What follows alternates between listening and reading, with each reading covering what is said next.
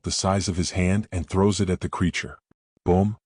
This one is more volatile as it starts burning every other undead too. They screech in pain. They are terrible sounds as if a woman wailing after her child died. But Oliver doesn't mind that as he looks at the undead creatures, watching and making sure that those things are burned to a crisp. Chapter 49. Chapter 49, Returning. Oliver just looks at the creatures burning. He doesn't have a care in the world at this. His plan is already in motion. From his view, too many people in the world know magic. That number needs to be slashed down. 1 year passes as Oliver travels all over Essos. Due to his fear of death is gone now, he learns many things and many other magic abilities too.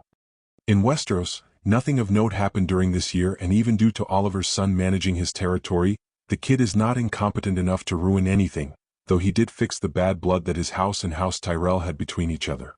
They even have a trade deal going on now in which they use Red Hawk ships to export and import many materials from Essos. Currently, Eddard was within Winterfell doing some intermediary task of solving a man whose cow was killed by a hunter. These were the true duties of an everyday lord. Some would let their maesters or military men that they trust to handle these things.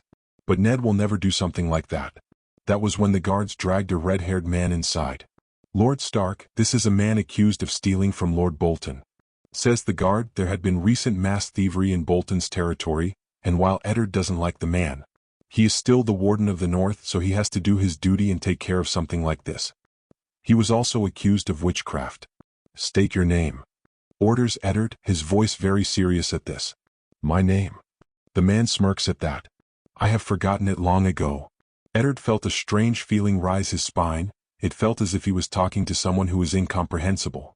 Do you want to know your future, Lord Stark? Asked the man. Oliver, MC, POV. I look at Ned and smile. I am tied up in ropes, but I don't mind this. I need to get to the wall next, and I want to solidify my new identity. Because appearing out of nowhere and saying I am a foreigner will get my head cut off. The Night's Watch probably would assume that I am a wildling acting like a foreigner. This way I now entered through the legitimate way. I can see Eddard, who seems a little off-put by my words.